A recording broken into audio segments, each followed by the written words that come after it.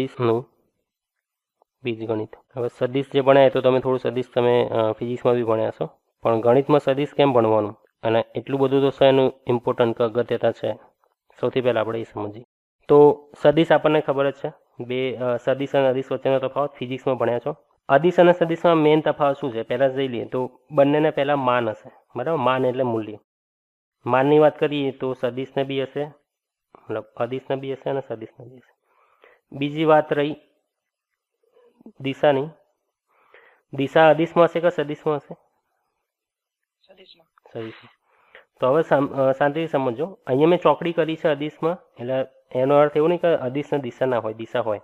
પણ જનરલ વાત કરીએ તો અદિશની દિશાની જરૂર નથી પડતી, માનની જ જરૂર પડશે. અને સદિશમાં તમારે દિશાને માન સદિશને બતાવવો છે તો બંને વસ્તુની જરૂર પડશે. થોડા ઉદાહરણ સમજીએ. સદિશના ઉદાહરણો કયા કયા છે? તો ફિઝિક્સમાં ભણે એમ જ લઉં.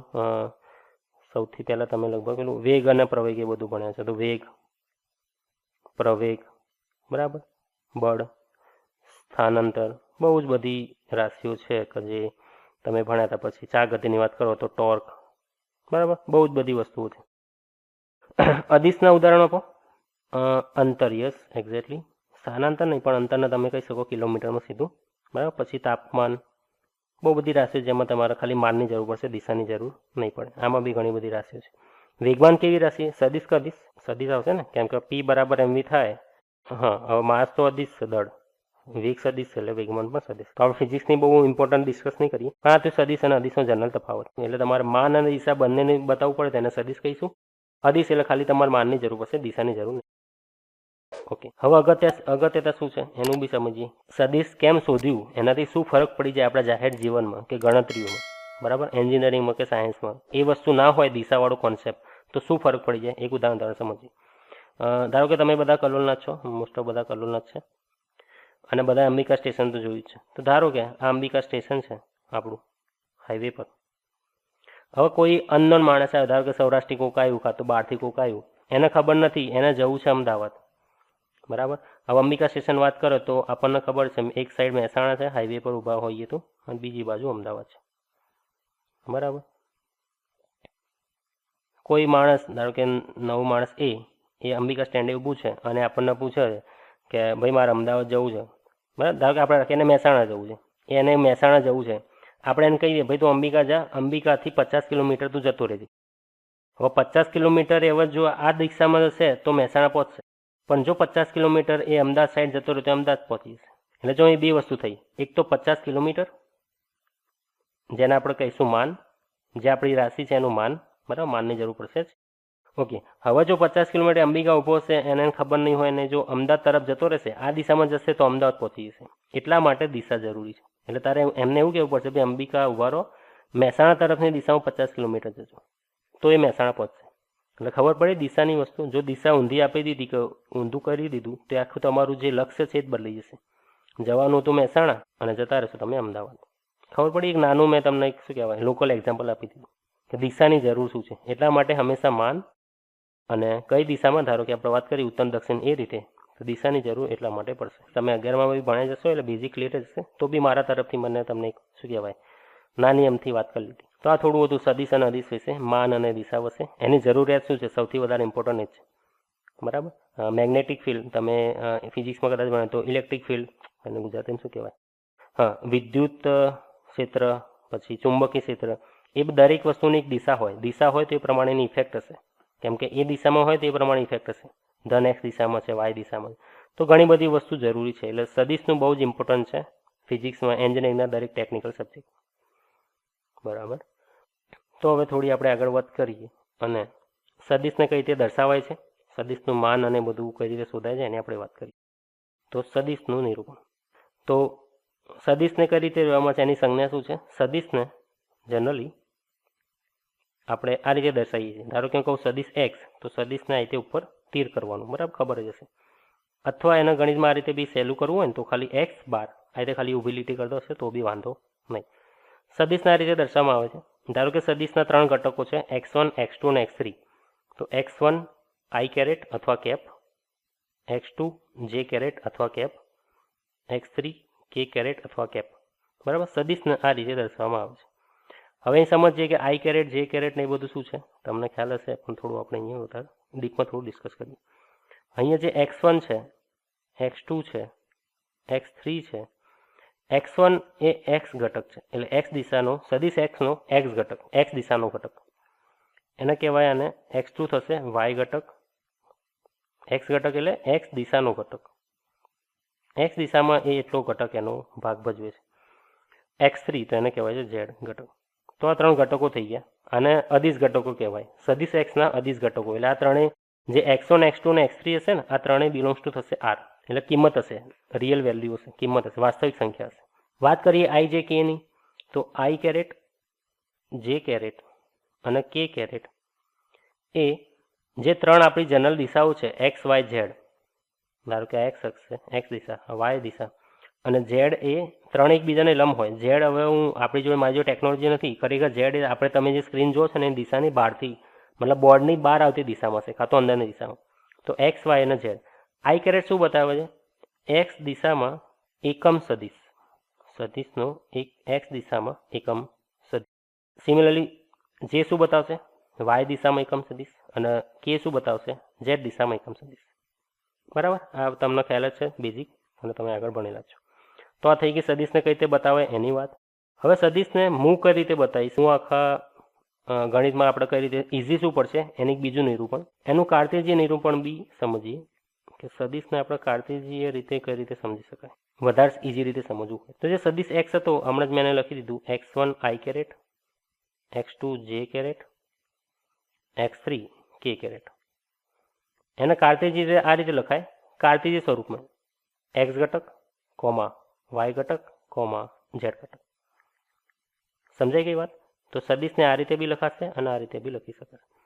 તમારે સમજવું હોય તો આને થોડું બોક્સ કરી દેજો, તમને આઈડિયા રહે. બરાબર, ઉદાહરણ તરીકે સમજવું હોય, ધારો કે મેં સદિશ એક્સ લખ્યો 2 આઈ કેરેટ 3 જે કેરેટ અને -4 કે કેરેટ. તો એને આ રીતે બી લખાય સીધું જ, એક્સ ઘટક એટલે 2, વાય ઘટક એટલે 3 અને ઝેડ ઘટક એટલે -4. બરાબર, આને કહેવાય સદિશ સ્વરૂપ અને આને કહેવાશે કાર્તેજી સ્વરૂપ. હંમેશા જ્યારે બી આ સ્વરૂપ આપેલું હોય ને આ સ્વરૂપમાં ફેરવી દેવાનું. આ સ્વરૂપ તમારે ગણતરીમાં બહુ ઇઝી પડશે અને એકદમ ધ્યાન રાખવાનું. બરાબર, આ ઉદાહરણ એક હતું. આ ઉદાહરણ બે હું હંમેશા એક્સ ઘટક એટલે આઈ કેરેટ હોય એનો સગુણક, એટલે અહીંયા આપણે એવું નહીં કે પહેલો 3 અહીં 2 છે 3 છે -4 તો સીધું 2 3 -4, નહીં, એવું નહીં કરવાનું. એવું કરે ને તો તમને મૂર્ખ બનાવી દીધા. એટલે હંમેશા મગજ ચાલુ રાખવાનું. આઈ કેરેટ એટલે એક્સ ઘટક આઈ કેરેટનો સગુણક જે છે 1, વાય ઘટક એટલે જેનો સગુણક જે છે 2 અને કે એટલે ઝેડ એટલે કેનો સગુણક 3. એટલે બહુ ધ્યાન રાખવાનું. બરાબર, આ સ્વરૂપમાંથી આ સ્વરૂપમાં આવવા માટે. અને આ સ્વરૂપથી ગણતરી આપણી બધી ઇઝી થશે, ફટાફટ થશે. એટલે આઈ જે કેમાં નહીં પડવાનું, સૌથી પહેલાં એને એક્સ વાય ઝેડમાં લઈ લેવાનું કાર્તેજી સ્વરૂપ. બરાબર, હવે સદિશના માનની વાત કરીએ. આવું તમે ભણ્યા જ છો, પણ એક ફટાફટ ડિસ્કસ કરી દઈએ. સદિશનું માન, કોઈ બી સદિશ તમને આપેલો હોય એનું માન કઈ રીતે શોધાય? ધારો કે સદિશ એક્સ, હવે હું હંમેશા આવું જ લખીશ સદિશને, આઈ જે કે એમાં હું જનરલી જરૂર પડશે ત્યાં લખીશ. આપણી જો સદિશનું આ રીતે છે, તો સદિશનું માન આ રીતે શોધાય અને દર્શાવે એને કઈ રીતે? જે સદિશ હોય ને એની બાજુ આ રીતે 2 ઊભી લીટી કરી દેવાની, આપણે માનાંક જેવું. આને કહેવાય માન, હો, માનાંક ના કહેવાય, માન કહેવાય. વ્યાખ્યાત આ રીતે થશે, વર્ગમૂળની અંદર દરેક ઘટકોના વર્ગોનો સરવાળો. તો વર્ગમૂળની અંદર દરેક ઘટકોના વર્ગોનો સરવાળો એટલે x1 સ્ક્વેર વત્તા x2 સ્ક્વેર વત્તા x3 સ્ક્વેર. બરાબર, વર્ગમૂળ કરી દેવાનું. જેટલા બી ઘટકો હોય દરેક ઘટકોનો વર્ગ અને એમાં પ્લસ પ્લસ પ્લસ. ઉદાહરણ આમાં સમજીએ, આવા દાખલા આવી. ધારો કે મેં સદિશ એક્સ કહી દીધું 1 2 3. તો સદિશ એક્સનું માન શું થશે? મેં શું કીધું? વર્ગમૂળની અંદર દરેક ઘટકોનો વર્ગ એટલે એક્સ ઘટક એનો વર્ગ 1 નો વર્ગ, વાય ઘટક 2 નો વર્ગ, ઝેડ ઘટક 3 નો બી વર્ગ. જવાબ એનો થઈ જશે 1 + 4 + 9, ટોટલ થઈ ગયું √14. ખ્યાલ આવી ગયો? એક બીજું ઉદાહરણ તમે જવાબ આપી દેજો ફટાફટ. ધારો કે હું સદિશ લઉં -1 1 અને 2. તો આનું માન શું થશે? ફટાફટ લખાઈ દેજો. વર્ગમૂળની અંદર વર્ગોનો સરવાળો કરી દો. બરાબર, 1 નો વર્ગ, હાલ 1 નો વર્ગ આ રીતે મેં લખ્યું, 1 નો વર્ગ અને -2 નો વર્ગ 4 √6. ફટાફટ તમારે ગણતરી આવડી જવી જોઈએ. તો આ મસ્તી કરી હતી થોડી બહુ. સદિશનું માનની વાત આવી ગઈ. હવે આપણે વાત કરીએ એકમ સદિશ. બરાબર, એકમ સદિશ જઈએ પછી હું એના નિરૂપણ જઉં છું કે એને ગ્રાફિકલી કઈ રીતે બતાવો. એકમ સદિશ પહેલાં સમજી લઈએ. એકમ સદિશ એટલે શાંતિ સમજો. એકમ સદિશ એટલે સદિશની દિશામાં એક માન વાળો સદિશ. શાંતિથી સમજો આનો અર્થ શું થાય. જે તમને સદિશ આપેલો હોય એક્સ, એની દિશામાં જ એક માન વાળો સદિશ. ધારો કે તમારા જોડે સદિશ છે એક્સ આ દિશામાં. હવે મારે દિશા આ જ પકડી રાખવાની. આ જ દિશામાં એક માન વાળો સદિશ એટલે એ જ દિશામાં એક માન વાળો સદિશ એટલે જેનું માન એક હોય. બરાબર, સમજીએ. આને શોધાય કઈ રીતે? તો એકમ સદિશને કેપ આ રીતે ઉપર કેપ આપણે કે એક્સ દિશામાં એકમ સદિશ એટલે આઈ કેપ અથવા આઈ કેરેટ. વાય દિશામાં એકમ સદિશ એટલે જે કેપ અથવા જે કેરેટ. તો એક્સ દિશામાં એકમ સદિશ એટલે એક્સ કેરેટ કેપ આ રીતે એને દર્શાવાય. શોધાય કઈ રીતે? સદિશને એના માન વડે ભાગી દેવાનું. જે બી સદિશ આપ્યો હોય સદિશને એના માન વડે ભાગી દેવાનું. આ થઈ ગયું એનું સૂત્રને થોડું હાઇલાઇટ કરી દઈએ. બરાબર, અને શોધાય કઈ રીતે? એને સાદુરૂપ આગળ હું એને સાદુરૂપ આપવાનો પ્રયાસ કરું તો સદિશ તમે x1 x2 અને x3 લીધેલું જ છે. તો x1 x2 x3 અને સદિશનું માન આપણને ખબર જ છે. તો એકમ સદિશ કઈ રીતે વ્યાખ્યાયિત થશે? અલગ અલગ ત્રણેયનો ભાગાકાર કરી દઈએ તો x1 ના છેદમાં xનું માન, x2 ના છેદમાં xનું માન અને x3 ના છેદમાં xનું માન. ખ્યાલ આવી ગયો? તો આ રીતે એને શોધાશે. આટલું મોટું સૂત્ર યાદ નહીં રાખવાનું. સીધું એનો જે ઘટકો હોય ને એના માન વડે ભાગી દેવાનું. ઉપર જે ઉદાહરણ લીધું તો એની જ હું આગળ વાત કરી લઉં. જોઈ લો, મેં સદિશનું ઉદાહરણ લીધું હતું 1 2 3. અચ્છા, બધાને બોર્ડ દેખાય છે ને? કંઈ લખતો હોય ને ખબર ના પડતી હોય, કાં તો પાછળથી દેખાતું ના હોય એવું કંઈ તકલીફ? ઓકે, સરસ. સૌથી પહેલાં આપણે એકમ સદિશ શોધવું હોય તો સદિશનું માન શોધી કાઢો. સદિશનું માન એટલે વર્ગમૂળની અંદર ઘટકોના વર્ગોનો સરવાળો. આ બધી નાની નાની ગણતરીઓ છે, ફટાફટ તમારે કરી લેવાની. પરંતુ પહેલું લેક્ચર છે એટલે હું શાંતિથી બધું કરાવી રહ્યું છું. સદિશ એના માન વડે ભાગી દો. સદિશ આવી ગયો, એના માન વડે ભાગી દો એટલે 1 2 3 એનું માન એટલે જે √14 મેં ભાગી કાઢ્યું. સિમ્પલ સેપરેટ ભાગા કરી દો તો 1 છેદમાં √14, 2 છેદમાં √14, 3 છેદમાં √14. બરાબર, આ થઈ ગયો તમારો જવાબ. ગણતરી તો દરેક સહેલી જ છે. આ ચેપ્ટરમાં ગણતરીઓ કોઈ ખતરનાક વસ્તુ નથી. સમજાઈ ગઈ વાત? અત્યાર સુધી કોઈને કંઈ પ્રોબ્લેમ હોય, ડાઉટ હોય? બરાબર, ઓકે. હવે સદિશનું માન શોધવાનું ના બધાની જરૂર શું? તો હું અને હવે અચ્છા, આના પહેલાં હું એકમ સદિશ એક્સ વાય જેની વાત કરી લઈએ ને, IJK ની વાત કરી લઈએ, પછી એના પર જઈએ. હવે એક્સ દિશામાં એકમ સદિશ સમજો. એક્સ દિશામાં એકમ સદિશ તો જે એના આપણે શું કહીએ છીએ? આઈ કેરેટ. આઈ કેરેટને શું કહેવાય? 1 0 0 કહેવાય, કેમ કે જે અને કે તો છે જ નહીં. બરાબર, તો એક્સ દિશામાં એકમ સદિશ આઈ કેરેટ, એને કહેવાય 1 1 0. વાય દિશામાં એકમ સદિશ જે કેરેટ અથવા જે કેપ 0 1 0. એક્સ અને ઝેડ ઘટક નહીં હોય એમાં. અને ઝેડ દિશામાં એકમ સદિશ શું થશે? 0 0 અને 1. સમજો ધ્યાનથી. આઈ કેરેટને 1 0 0 કહેવાય, જેને 0 1 0 કહેવાય અને કેને 0 0 1 કહેવાય. એને તમારે દર્શાવવા હોય એક્સ વાય અને ઝેડ ઉપર. ધારો કે એક્સ અક્ષ છે, આ વાય અક્ષ, આ ઝેડ અક્ષ. જોજો આઈ જે અને કે દર્શાવું છું જે એકમ સદિશ છે એ દિશાના. તો એકમ સદિશ એટલે જેનું માન હશે 1. તો આઈ કેરેટ આવું થશે. એટલે જે કેરેટ એટલે વાય દિશામાં એકમ સદિશ, જે કેરેટ આમ થશે. કે કેરેટ એટલે ઝેડ દિશામાં એકમ સદિશ, કે કેરેટ આમ થશે. બરાબર, એકમ સદિશ એટલે તમારું માન 1 હોય.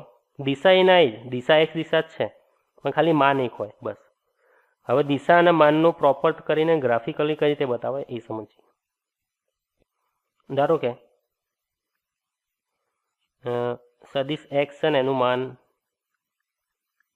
ધારો કે હું કહી દઉં 2 છે અને એ એક્સ દિશામાં છે અને મેં એની લંબાઈ આટલી દોરી.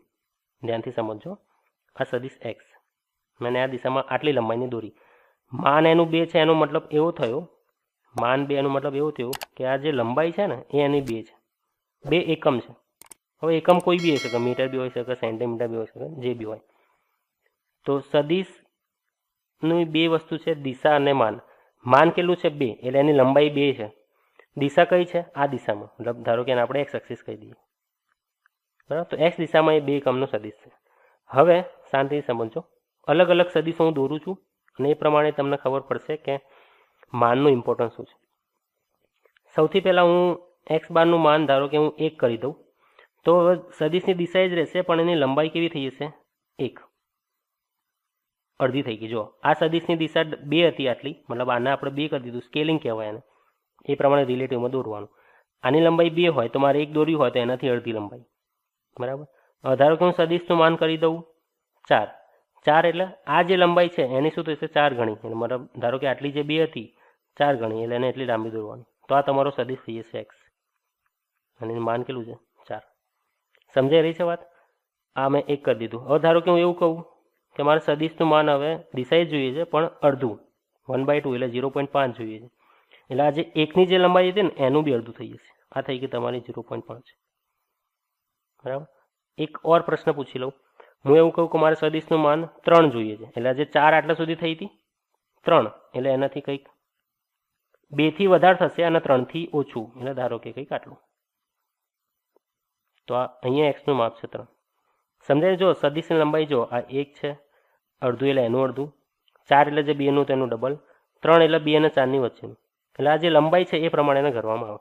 ધારો કે તમે 2 એકમને 2 સેન્ટીમીટર ગણી કાઢ્યું હોય, 2 સેન્ટીમીટર પ્રમાણે એને દોર્યું હોય, તો 1 એટલે 1 સેન્ટીમીટર થશે, 0.5 એટલે 0.5 સેન્ટીમીટર તમારે દોરવાનું, 4 એટલે તમારે 4 સેન્ટીમીટરની લાઈન દોરવાની, 3 એટલે તમારે 3 સેન્ટીમીટરની લાઈન દોરવાની.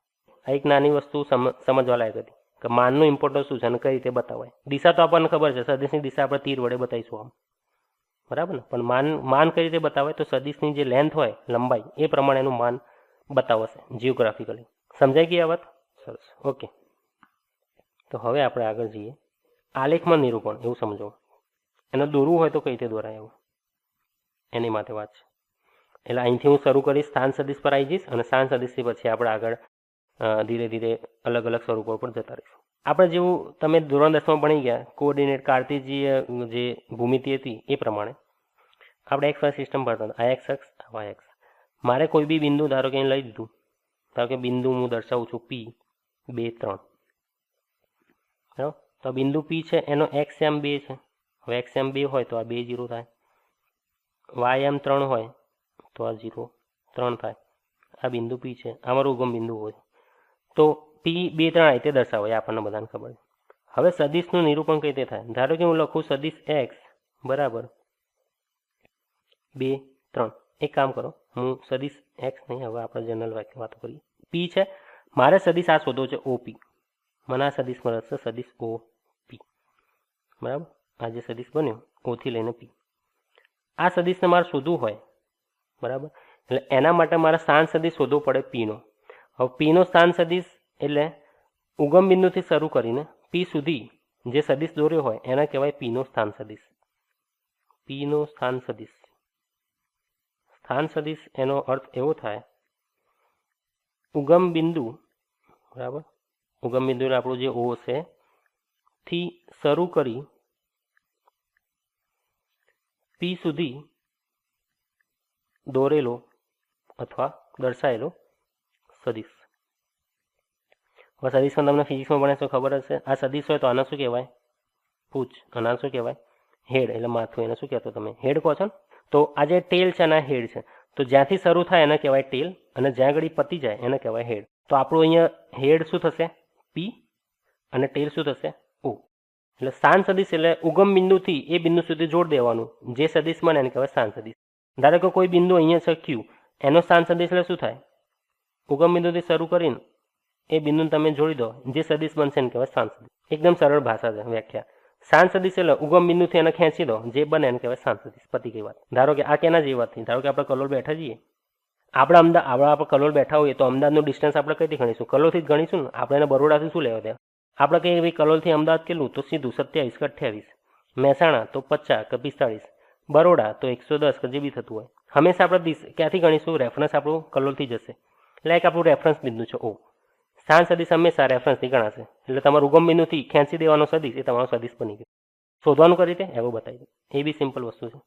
સમજવાનું સૌથી વધારે અગત્યનું હતું. હવે જે સ્થાન સદિશ ઓ પી, એટલે આપણે ઓથી શરૂ કર્યું અને પી સુધી પતે, તો આ સદિશને કહેવાય ઓ પી. ઓપી સદિશ કઈ રીતે શોધાય? કોઈને કંઈ ફિઝિક્સમાં થોડું ભણાઈ જશો, બરાબર? કોઈ બી સદિશ હંમેશા કઈ રીતે શોધાય? અંતિમ બિંદુ માઇનસ પ્રારંભિક બિંદુ. હવે મને કહો તમે કે અંતિમ બિંદુ આપણા કેસમાં શું છે? પી 2 3. તો અંતિમ બિંદુ મારું 2 3 છે. પ્રારંભિક બિંદુ શું છે? ઉગમ બિંદુ શું હોય? 0 0. સિમ્પલ. તો 2 3 માઇનસ 0 0 તમે કરી દો તો જવાબ શું થઈ જશે? 2 3. અત્યાર સુધી જે ચાલ્યું ને આ બધું તમે કાર્તેજ સમીકરણ, કાર્તેજ જે ભૂમિતિમાં ધોરણ 10માં ભણી ગયા હતા. હવે આ જ વસ્તુ હવે જો સદિશ આવ્યું તો કશું નવું શું આવ્યું? કંઈ જ નહીં. આટલા સુધી તો કરવાનું. હવે સદિશને આપણે સદિશની રીતે લખી દઈએ. આપણને ખબર છે એક્સ ઘટક અને કઈ રીતે લખાય? આઈ કેરેટ, વાય ઘટક ને જે કેરેટ. તો તમારો સદિશ બની ગયો. આનો અર્થ એવો થયો તો હું તમને જનરલ કહી દઉં. હું તમને એવું કહી દઉં કે ભાઈ ક્યુના યામ છે 2 3 4. તો ક્યુનો સ્થાન સદિશ શું થાય? ભાઈ બહુ વિચાર નહીં કરવાનો, સીધું એને જ થઈ જાય 2 3 4. કેમ? કેમ કે ઉગમ બિંદુ તો 0 0 0 જ રહેશે. એટલે પાછળની કિંમત તો હંમેશા 0 જ થવાની. એટલે તમારે એનાથી ચિંતા કરવાની જરૂર છે જ નહીં. કોઈ પણ બિંદુ હોય એનો સ્થાન સદિશ એટલે એ બિંદુ જ થઈ જાય 2 3 4. એને તમારે ખાલી સદિશમાં લખવું હોય તો એ રીતે લખી દેવાનું. કંઈ આમાં કોઈ મગજ દોડાવવાનું, કોઈ લોડ લેવાની જરૂર હતી નહીં. ધારો હું કહી દઉં આના યામ છે -5 4 અને 2. તો આરનો સ્થાન સદિશ એટલે ઓ આર શું થશે? બહુ માથાકૂટ નહીં કરવાની, એના એ જ થાય. ખાલી આઈ જે કે એક્સ્ટ્રા આવી જશે, બરાબર? આ થઈ ગઈ સ્થાન સદિશની વાત. હતું કંઈ નહીં પણ ખાલી નામ સ્થાન સદિશ એવું ભયાનક આપી દીધું છે. સ્થાન સદિશની વાર્તા ક્લિયર થઈ ગઈ. અને ભૂમિતિથી કઈ રીતે રિલેટ કરે છે? કોઈ પણ સદિશને આ રીતે દર્શાવાય. ખ્યાલ આવી ગયો ને? આ મેં 2Dમાં બતાવ્યું છે, અને 3Dમાં બી બતાવી શકાય. પણ અત્યારે હું 3D બતાવીશ તો પહેલા લેક્ચરમાં બધું બહુ ભેગું થઈ જશે. 3Dમાં અત્યારે બહુ ટેન્શન લેવાની જરૂર નહીં. કાલે હું બતાવી શકીશ. તો હવે હું દિશાની વાત કરું જે થિયરિટિકલી ઓન પેપર એની જરૂર પડશે અને જે તમે ફિઝિક્સમાં બી બહુ જ યુઝ કરેલી છે. દિશા પરથી જ ઘટકો પડશે ને એ બધી વાતો થશે, બરાબર? આ દિશાની શરૂ કરું પછી હું દાખલા પર જાઉં. તમને એવું બી ના થાય તો ખાલી થિયરીની જ વાતો કરી. સદિશની દિશા. હવે હું તમને કેવું સદિશની દિશા એટલે ધારો કે સદિશ તો મારા જોડે હતો જ ઓપી. ધારો કહી દઉં ઓપી 2 3 છે. 2 3 એટલે 2 આઈ કેરેટ વત્તા 3 જે કેરેટ, બરાબર? સદિશની દિશા એટલે સદિશે ધન એક્સ અક્ષ સાથે બનાવેલો ખૂણો. ધારો કે પી હોય, ઓ હોય, બરાબર? સદિશની દિશા એટલે સદિશે ધન એક્સ અક્ષ, બરાબર? ધન પોઝિટિવ એક્સ અક્ષ સાથે બનાવેલ ખૂણો. હવે એકચ્યુઅલી એવું નહીં કે આ જ થાય. આ તો મેં તમને એક રેફરન્સ આપી દીધો કે તમારો ખૂણો પોઝિટિવ એક્સ અક્ષથી લેવાનો. હવે નેગેટિવથી લઈ શકાય, વાયથી બી લઈ શકાય, એવું કંઈ ચિંતાવાળો વિષય નથી, બરાબર? આ તો ખાલી આપણે સમજણ માટે એક બેઝિક બનાવી દીધું કે થીટા એટલે એની દિશા થઈ જાય. હવે હું તમને કહી દઉં કે કોઈ બી સદિશ દોરો અથવા ફોર્સ દોરો. ધારો કે એક્ઝામ્પલ તરીકે મેં તમને કહી દીધું કે મારે બળ દોરો જેનું માપ 10 ન્યૂટન છે અને તે ધન એક્સ અક્ષ સાથે હું એવું કહી દઉં કે 45નો ખૂણો બનાવે, બરાબર? આવું તમે દોરો. તમારે શું કરવાનું? એક્સ વાય સિસ્ટમ લઈ લો, કાર્ટેશિયન પદ્ધતિ. આ ધન એક્સ ધન વાય. બળનું માપ છે 10 ન્યૂટન એટલે જેનું માન હશે એફ એ તમારે 10 ન્યૂટન લેવાનું. હવે ધારો કે તમે 10 ન્યૂટન અને હું કહી દઉં કે 1 સેન્ટીમીટર હું આપી દઉં ધારો કે 2 ન્યૂટન. તો તમારે 10 ન્યૂટન એટલે કેટલા સેન્ટીમીટર જોઈશે? 5 સેન્ટીમીટર જોઈશે ને? એટલે તમારે 5 સેન્ટીમીટરની લાઈન દોરવાની. કેટલા ખૂણે? 45ના ખૂણે. એટલે તમારે માપપટ્ટી મૂકવાની 45ના ખૂણે. એટલે આ 45નો ખૂણો કાટકોણથી માપી લો. 45ના ખૂણે તમારે આખી લાઈન દોરી દેવાની અને 5 સેન્ટીમીટર એટલે 10 ન્યૂટન થશે. એટલે 5 સેન્ટીમીટર સુધી તમારે લાઈન દોરવાની. એટલે આ તમારો સદિશ થઈ ગયો એફ, જેનું માન છે શું? 10 ન્યૂટન. જે ખૂણો કેટલો બનાવે છે? એક્સ અક્ષ જોડે 45 ડિગ્રી. આ રીતે સદિશને દર્શાવાય. ઓકે. બીજી રીતે બી દર્શાવી શકાય કે તમને પૂર્વ પશ્ચિમ ઉત્તર દક્ષિણ એવા દિશાઓની ખબર હોય તો બી દર્શાવી શકાય. ધારો કે હું અહીં બતાવી દઉં પૂર્વ પશ્ચિમ. ઉત્તર કઈ બાજુ આવશે? ઉપર કે નીચે? ઉપર, બરાબર? દિશાની ખબર હોવી જોઈએ. અને દક્ષિણ. હવે હું તમને એવું કહું કે મને એવો સદિશ બતાવો ઉદાહરણ નંબર 1 કે જે 5 એકમ લંબાઈનો હોય અને પૂર્વથી 40 ડિગ્રી ઉત્તર તરફ હોય. શું કીધું મેં? પૂર્વથી 40 ડિગ્રી જેટલો ઉત્તર તરફ હોય. તો 5 મીટર લંબાઈ અને પૂર્વથી 40 ઉત્તર તરફ, એટલે પૂર્વથી શરૂ કરવાનું, એટલે પૂર્વથી શરૂ કરવાનું 40 ડિગ્રી સુધી ઉત્તર તરફ, એટલે આ દિશામાં, એટલે 40 ડિગ્રીવાળો સદિશ અહીં દોરવાનો 40 ડિગ્રીએ. અને એનું જે માપ આવશે કેટલું? 5 મીટર, એનું માપ એનું 5 રાખવાનું અને આ જે ખૂણો એનો રાખવાનો 40. તો તમે સદિશ બતાવી દીધું. ધારો કે એનું કહી દઉં સદિશ એ, જે બી નામ આપો. તો આ રીતે દર્શાવાય. જો આ સદિશોના પ્રકાર જે આપણે વાત કરવાની બાકી છે, બરાબર. આ 3D આપણે બધી વાતો કરી લીધી. અલગ તમે થોડું જોજો. 3Dની હું વાત કાલે કરી દોરીને સમજાવીશ અને દિશાની વાત થઈ. સદિશની દિશાઓ સમરેખ સમાંતર સીધો સદિશોનું માપ કરવાનું બાકી છે. મેં ઉદાહરણ આવું લીધું હતું કે 5 એકમ લંબાઈ હોય અને પૂર્વથી 40 ઉત્તર તરફ હોય. તો તમારે 5 એકમની સેન્ટીમીટરની લેવાની, કે જે બી તમારે માપ લેતા હોય યુનિટ સ્કેલ. 40 ડિગ્રી આ સમજવાનું, પૂર્વથી 40 ઉત્તર તરફ, એટલે પૂર્વથી શરૂ કરવાનું 40 ઉત્તર તરફ, એટલે ખૂણો આ દિશામાં થાય ને. પૂર્વથી શરૂ કરવાનું ઉત્તર તરફ, એટલે આ ખૂણો થયો. અને ત્યાં આગળ તમારે દોરવાનું કેટલી લંબાઈનો એકમ? 5 એકમ લંબાઈનો સદિશ. બીજું ઉદાહરણ લઈ લો આની અંદર. જો આની અંદરમાં બીજું ઉદાહરણ લેવું હોય, હું એવું કહી દઉં પશ્ચિમથી દક્ષિણ તરફ 60 ડિગ્રી, પશ્ચિમથી દક્ષિણ તરફ 60 ડિગ્રી, બરાબર. લંબાઈ જ રાખું 5. તો પશ્ચિમથી દક્ષિણ તરફ 60, એટલે પશ્ચિમથી શરૂ કરવાનું અને 60 ડિગ્રી માપવાનું. ધારો કે આવું કંઈક આટલું થાય છે. તો આ પશ્ચિમથી દક્ષિણ તરફ 60 ડિગ્રી, આને કીધું સદિશ બી, બરાબર. આ રીતે દિશાઓ દર્શાવાય અને ખૂણાઓ લેવાના. જેવું કીધું હોય એવું કરવાનું, ઘરનું કંઈ નહીં કરવાનું. ગણિતમાં સૌથી સારી વસ્તુ એ જ છે કે જેવું કે એવું કરી દેવાનું. ઉદાહરણ 1 સમજી લો. ઉદાહરણ 1માં આપણને એવું કીધું છે કે દક્ષિણથી પશ્ચિમ તરફ, દેખો સમજો, દક્ષિણથી પશ્ચિમ તરફ 30ના ખૂણે 40 કિલોમીટરનું સ્થળાંતર. તો સૌથી પહેલાં તો ઉત્તર, પૂર્વ, પશ્ચિમ. આ થઈ ગયું પૂર્વ, આ પશ્ચિમ, ઉત્તર, દક્ષિણ. શું કીધું છે એણે? દક્ષિણથી પશ્ચિમ તરફ 30ના ખૂણે. પહેલાં દક્ષિણને પકડો, દક્ષિણ આવી રહ્યું. ત્યાંથી પશ્ચિમ તરફ, એટલે આ બાજુ. તો દક્ષિણથી 25 તરફ તમે 30નો ખૂણો દોરી કાઢો અને ત્યાં એને લંબાઈ આપી દો કેટલી? 40. તો 40નું ત્યાં દોરી દેવાનું. આ થઈ ગયું તમારો સદિશ. ઉદાહરણ 2 જેલો ફટાફટ નાની નાની વસ્તુઓ છે. કયા માપને સદિશ અને અદિશ કહેશો? સેકન્ડ અદિશ કે સદિશ? સમય અદિશ કહેવાય કે સદિશ? અદિશ. ભાઈ બહુ બધું વિચારવા નહીં. 10 ન્યૂટન ફોર્સ એટલે સદિશ. ગ્રામ પર સેન્ટીમીટર ક્યુબ, ગ્રામ ભાગ્યા સેન્ટીમીટર ક્યુબ. આ ઘનતાનો એકમ છે. ઘનતા કેવી હોય? અદિશ. કેમ કે જો દળ એ અદિશ થઈ ગયું અને વોલ્યુમ એ અદિશ, તો અદિશ ભાગ્યા અદિશ, અદિશ જ થાય. સેન્ટીમીટર ક્યુબ એટલે આ વોલ્યુમ, એને શું કહેવાય ગુજરાતીમાં? વોલ્યુમ. ઘનફળનો એકમ છે. ઘનફળ કેવું છે? અદિશ. 30 કિલોમીટર પર કલાક આ ઝડપ થઈ ગઈ, પણ એને દિશા ના આપી હોય તો અદિશ કહેવાય. એટલે એને આપણે અદિશ લઈશું, કેમ કે દિશા નહીં આપી. 20 મીટર પર સેકન્ડ ઉત્તર તરફ જો દિશા આપી, એટલે શું થઈ જશે? સદિશ. એટલે આ જે છે ને, આ ઝડપ છે, ઝડપને દિશા ના હોય, અને આ છે વેગ, વેગની દિશા હોય, એટલે એને દિશા આપી. બરાબર. સિમ્પલ વસ્તુ. આ બધું 11માના ફિઝિક્સમાં કરતા હતા. ઉદાહરણ 3 હું કરાવીશ ફટાફટ. જો તમારાથી ઉદાહરણ 1 થઈ જશે, ઉદાહરણ 2 થઈ જશે. તો આટલું તમારે ઉદાહરણ 3 બી થઈ જશે.